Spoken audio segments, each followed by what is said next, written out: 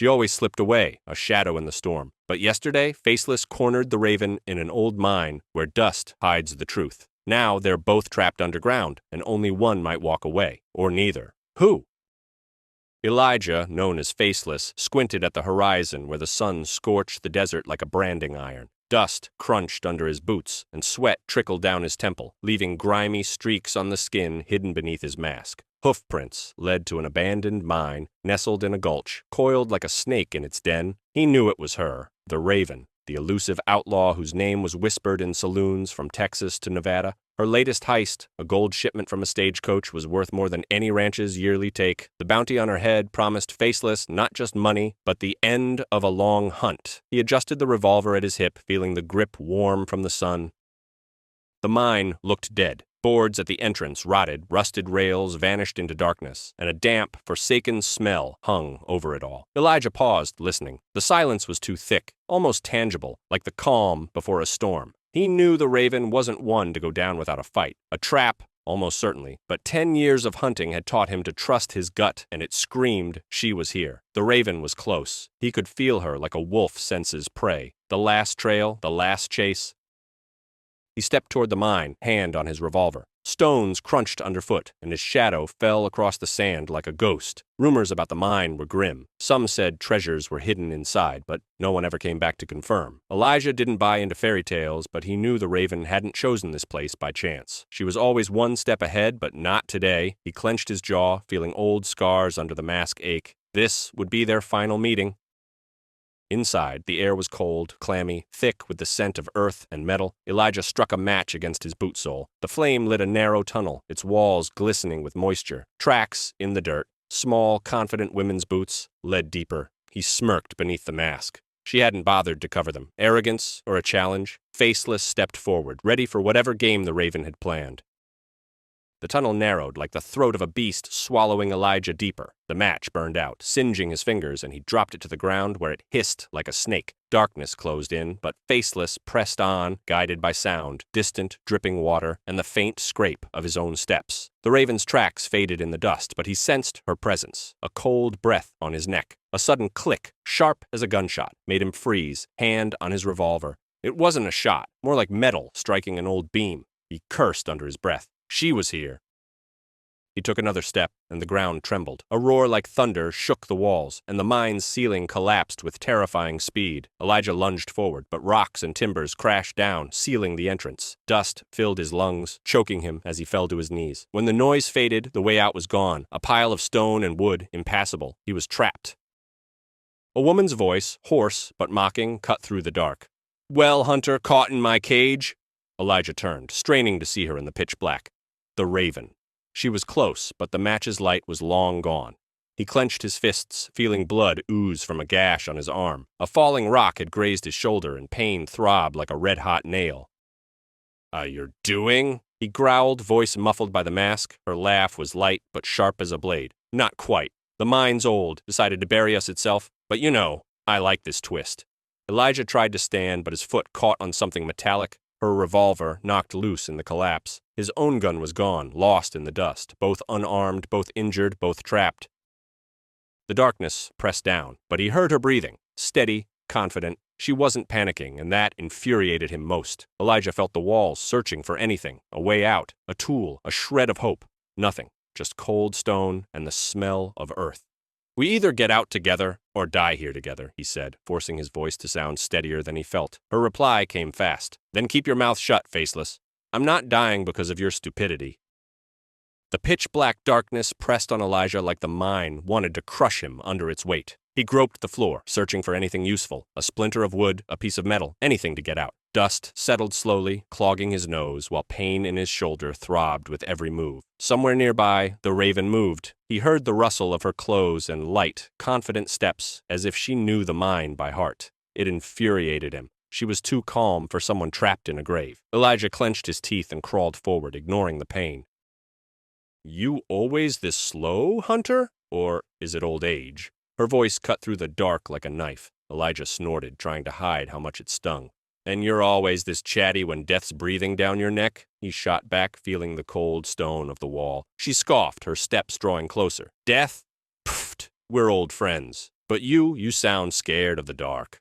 Elijah balled his fist but stayed quiet. Arguing with her was like fighting the wind, pointless and exhausting. He found a chunk of wooden beam, sturdy enough to use as a lever. "If you want to live, help me find a way out," he said, trying to sound calmer than he felt. The raven went silent, and for a moment Elijah thought she'd slipped away.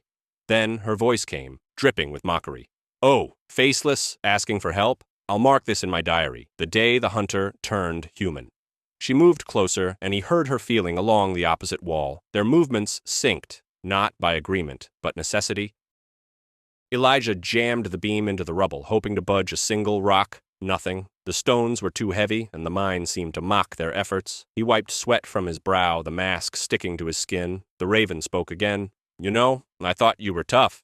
Turns out you're just stubborn as a mule." Elijah grinned despite himself. "And you're in love with your own voice. Maybe give it a rest?" She laughed, short but genuine, and for a moment it eased the tension. They kept searching, moving along the walls, trading barbs to keep from losing their minds. Elijah knew deep down that without her, he might have already given up. But admit it, not a chance. He sat against the cold wall, pain in his shoulder flaring with every breath. Across from him, the raven rummaged through debris, her movements quick but precise, like someone used to hardship. Elijah couldn't see her, but he heard her tossing stones, muttering under her breath. The silence between them grew unbearable, and he spoke first to keep from going mad. "Why do you do it, Raven? The robberies, the running, what game are you playing?" She stopped, and he could almost picture her smirking in the dark. "Game? You're the one playing hunter, faceless. I'm just taking what's owed to me." Her voice was sharp, but exhaustion bled through, impossible to hide. Elijah frowned beneath his mask. "Owed? Who owes you anything? Half of Texas wants your head." She snorted, and the sound of shifting stones stopped. "Half of Texas is a pack of greedy ranchers and crooked sheriffs. They call me a thief because I don't bow to their boss." Elijah felt irritation bubble in his chest. He hated her confidence, but something in her words hooked him. "And who's this boss?" he asked, trying to sound detached. The raven paused, and he heard her settle nearby, her shoulder nearly brushing his. "A man who thinks he can buy everything. Land, people, truth. You know him, Hunter. You've been chasing him too, just didn't realize it." Elijah clenched his jaw. She spoke in riddles, but he sensed she wasn't lying. "My turn," she said, her tone taking on a mocking edge. "Why hide behind that mask? Scared the world'll see your pretty face?" Elijah tensed, fingers gripping the broken beam. He didn't want to talk, but the darkness pulled words from him like venom from a wound. "My family burned because of people like you. The mask is all that's left." His voice was low, almost a whisper, but she didn't laugh. Instead, she answered softly, "Maybe we're not so different, Hunter. They took everything from me, too." They fell silent, and the mine swallowed them in quiet again. Elijah realized their hatred was a mirror, and in the darkness, it was starting to crack. Elijah rubbed his shoulder, trying to dull the pain that now felt like part of him, like an old scar. The mine breathed dampness, and every sound, shifting stones, distant creaking beams, reminded him time was against them. He heard the raven digging through debris, her movement stubborn, almost furious. They hadn't spoken in minutes, but the silence was worse than their barbs. Elijah stood, feeling along the wall until his fingers brushed something metallic, a rusted lantern. He shook it, hearing a faint slosh of kerosene inside. "Hand it over," the raven said, her voice closer than he expected. She snatched the lantern from him, and he heard the scratch of a match. A faint spark flared, illuminating her silhouette. Elijah squinted, trying to make out her face, but shadows played tricks on him. The lantern caught, and dim light spilled through the tunnel, revealing a narrow crack in the ceiling where a thin ray of daylight pierced through. It was their first hint of hope, but the crack was too high to reach. Now he saw her, the woman he'd hunted for months. The raven was shorter than he'd imagined, with dark hair matted with dust and eyes that met his with cold mockery. Her face didn't match the dossier. It mentioned a scar on her cheek, but her skin was clear, marked only by dirt and fatigue. "Not what you expected, Hunter?" she asked, catching his stare. Elijah frowned, the mask feeling tighter than usual. "You're not the raven," he said, but his voice lacked conviction. She smirked, brushing a strand of hair from her face. "And you're not faceless if you're this easily fooled. Or does that mask mess with your head?" He clenched his jaw, staying silent. Her face was unfamiliar, but her demeanor, bold, sharp, matched the woman he'd chased. The lantern's light flickered, and Elijah noticed her hand trembling slightly as she held it. She was at her limit, too. They moved toward the crack, knowing it was their only guide. If we get out, I'm still arresting you, Elijah muttered, though the words felt hollow. She snorted. Keep dreaming, Hunter. Try not dying first. The lantern's light was weak, but it gave them a goal, and they moved forward, bound not by trust but by necessity. Elijah walked ahead, checking the path for new collapses. The pain in his shoulder had dulled but lingered, a constant reminder the mine wouldn't let them go easily. The Raven followed, holding the lantern, her steps light, almost silent, which irritated him even more. She was too confident for someone whose life hung by a thread. Elijah stopped at another pile of rocks blocking the tunnel and turned to her. If you've got a better plan, speak now or shut up and hold the light steady. She raised the lantern higher, her eyes glinting in the dimness. You always this charming, or is the mine getting to you? She replied, but her usual mockery was gone, replaced by fatigue. Elijah snorted and started shifting rocks, but his mind was elsewhere. Her earlier words, about them both chasing the same man, gnawed at him. He sensed she knew more than she let on, but the darkness and their shared predicament forced him to speak too. Why do you wear that mask? She asked again, this time without sarcasm, almost serious. Elijah froze, hand on a rock. He didn't want to answer, but the words came anyway, as if the mine was pulling them out. My family lived in a small border town. 10 years ago, a gang burned our ranch. Wife, son, nobody survived. I tried to stop them, but I got this. He gestured to the mask, hiding scars that still burned in his memory. Now I hunt people like them, and like you. The Raven stayed quiet, and Elijah heard her set the lantern on the ground. You're wrong, Hunter, she said finally, her voice low but firm. I'm not the kind who burns homes, but I know who did. The same man who took everything from me. Elijah turned to her, the lantern's light catching her face, serious, without a trace of her usual smirk. He wanted to ask more, but something in her gaze stopped him.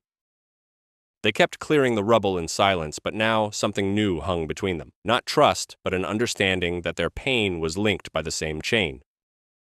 Elijah and the Raven worked in silence, tossing rocks from the pile, but each cleared stone revealed only more rubble, mocking them. The air grew heavier, thick with dust and the scent of rust. Elijah felt sweat mixing with dirt under his mask, his shoulder aching like someone was hammering nails into it. The Raven, crouching nearby, looked no better. Her hands scratched, dark hair plastered to her temples, but her eyes, catching the lantern's light, burned with a stubbornness Elijah was starting to respect, though he'd never admit it.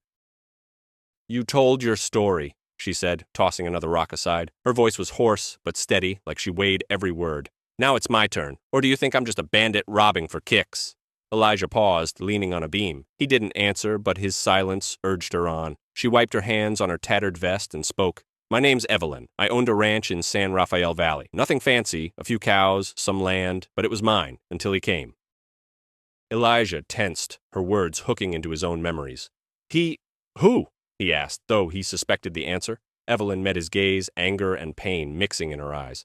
Thomas Crow, the magnate who buys up everything from the Rio Grande to Colorado. He wanted my land. When I refused, his men burned my ranch. I lost my brother, my home, everything. Now I take what I can from him, his gold, his wagons. Call it theft if you want. I call it justice. Elijah felt his blood run cold. Thomas Crow. He knew that name too well, the man whose thugs took his family, whose bandits burned his life to ash. He looked at Evelyn, and her face, lit by the lantern, no longer felt foreign. Why not go to the law? He asked, though he knew the answer. She gave a humorless smirk. The law, Crow owns every sheriff in the territory. I'm the only law I've got left. They went back to work, but now every strike at the rubble carried new purpose. Elijah realized his hunt for the Raven had been a mistake, but the mine still held them in its grip. Elijah and Evelyn worked side by side, clearing the rubble that seemed endless. Stones scraped their hands, dust settled on their faces, but they didn't stop. The only sounds were the grind of rock and their heavy breathing. Elijah felt the mask sticking to his skin, but he didn't remove it, not out of pride, but because it was part of him, like the scars beneath. Evelyn, by contrast, looked vulnerable, but unbroken, her movements precise despite exhaustion. Thomas Crow, Elijah said, tossing another rock aside. His voice was low, but it carried a new note. Not hatred, but something closer to acknowledgement. I chased you thinking you were one of his pawns, but you've been hitting him all along. Evelyn paused, wiped her forehead with her sleeve, and looked at him. Her eyes, lit by the lantern, were serious. And you thought I was just a thief? Nice work, Hunter. Maybe you'd see better without that mask. He snorted, but there was no venom in it. For the first time, their sarcasm didn't cut. It tethered them like a rope thrown to a drowning man. Evelyn went on. Crow's not just a magnate, he's a spider pulling strings. His men burned my ranch because I wouldn't sell my land. Your family, that was his doing too, wasn't it? Elijah nodded, his fingers gripping a rock until his knuckles whitened. His gang, they left nothing but ashes. Evelyn sat beside him, her shoulder brushing his, and he didn't pull away. I learned about him when I started hitting his wagons, she said. Crow runs Redstone, sheriffs, judges, even the preacher. They're all in his pocket. I wanted to take everything from him, but he's always one step ahead. Elijah felt something new stir in his chest, not just a thirst for revenge, but a sense that he and Evelyn were no longer enemies. They kept clearing the rubble, their movements now in sync, like people who understood each other without words. Elijah caught himself thinking her presence no longer grated, it gave him strength. If we get out, Crow pays, he said, and Evelyn nodded. When we get out, Hunter. And I won't let you mess it up. The lantern's light dimmed, and shadows on the mine's walls stretched longer, as if reaching for Elijah and Evelyn with cold fingers. They kept clearing the rubble, but each shifted stone revealed only more rock, like the mine was mocking their efforts. Elijah's body ached with exhaustion, but the name Thomas Crow, spoken by Evelyn, burned in his chest like a hot coal. He tossed another boulder aside and looked at her. Crow, you're sure it's him? His voice was hoarse, tinged with hope that it was all a mistake.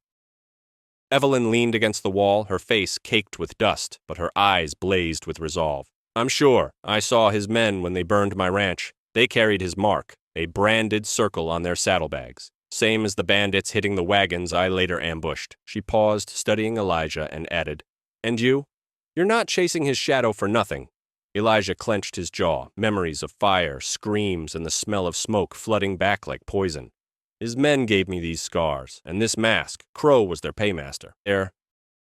Silence hung between them, heavy as the rubble, but now it was different. Not hostility, but shared pain. Evelyn nodded as if confirming something to herself.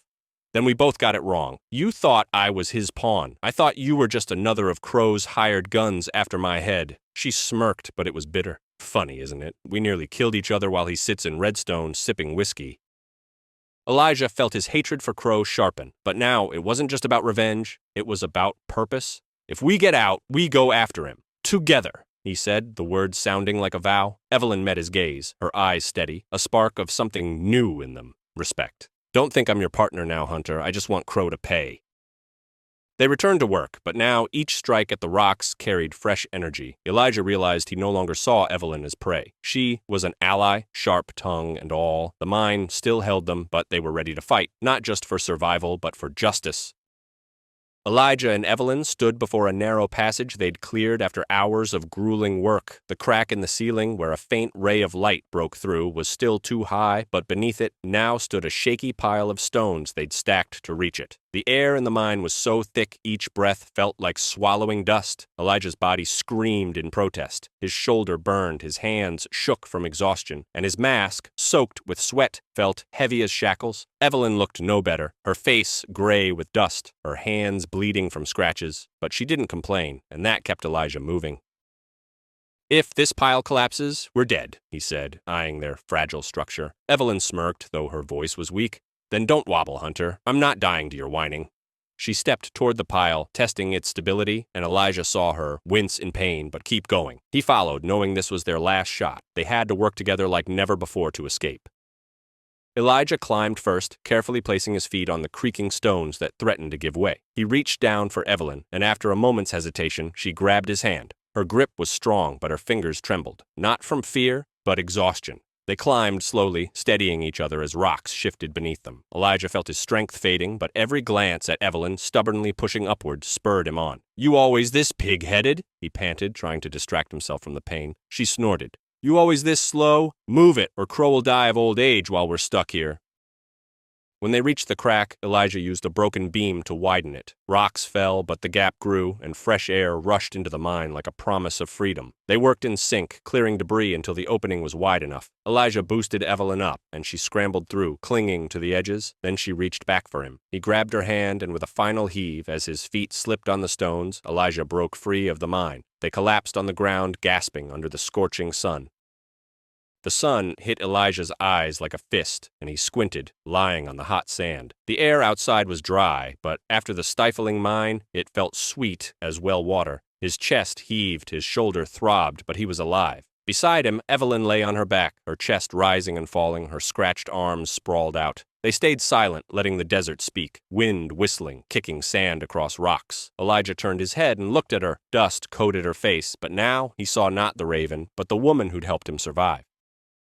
"Thought you'd finish me off down there," he said, his voice hoarse but carrying a hint of a smile. Evelyn propped herself on her elbows, eyes narrowing, though her lips twitched. "Believe me, I considered it, but you're too stubborn to die easy." She sat up, brushing dust from her vest, and glanced at the mine they'd escaped. "Crow's probably laughing in his saloon while we nearly died here." Elijah stood slowly, every muscle screaming in protest. The mask still clung to his face, but now it felt unnecessary, like an old debt he ought to let go. He watched Evelyn check her pockets, pulling out a crumpled handkerchief to wrap her bleeding hand. "You're not like your dossier," he said, not an accusation, but a fact. She raised an eyebrow. "And you're not like the rumors, a faceless who doesn't shoot first? That a new style?" They both chuckled, and for the first time their laughter wasn't laced with venom. Elijah scanned the desert, endless sand, scorched hills, and a distant horizon where Redstone waited. Crow was there, and now they both knew their paths had crossed for a reason. "We're not done," he said, and Evelyn nodded, tying off the handkerchief. "Not done, Hunter, but now we play by my rules." They stood, two silhouettes against the blazing sun, and walked away from the mine. Their story was just beginning, and the desert knew a storm was coming. Sand crunched under Elijah and Evelyn's boots as they walked away from the mine, leaving its dark maw behind. The sun dipped toward the horizon, painting the desert in crimson hues, like blood seeping into the sand. Elijah felt exhaustion weigh on his shoulders, but it was different now. Not despair, but resolve. Evelyn strode beside him, her movement steady despite her scratched hands and battered appearance. They didn't speak, but the silence between them was light, as if the mine had burned away their old enmity. Elijah stopped, gazing at the horizon where Redstone's faint outline shimmered. "Crow's there," he said, his voice hard as steel. Evelyn nodded, adjusting the handkerchief on her hand. "He thinks he's untouchable. We climbed out of a grave. He's next." She looked at Elijah, a spark in her eyes. Not mockery, but something close to trust. "You with me, Hunter? Or is that mask still pulling you back?" He touched the mask, feeling its rough, dust-caked surface. For the first time in years, it felt foreign. "I'm with you," he said, the words coming easier than he expected. "But if you start giving orders, I'll change my mind." Evelyn laughed, short and hoarse, but genuine. "Don't worry, Faceless. I'm not the coddling type, but keep your revolver ready. Crow won't go down without a fight." They moved on, their shadows stretching across the sand, blending into one. Elijah realized he no longer saw Evelyn as prey or enemy. She was an equal, with as much right to vengeance as he had. "When we get to Redstone, what's the plan?" he asked, though he already knew. Evelyn glanced at him, her smile sharp as a blade. "We find Crow, and show him what happens when you back people into a corner."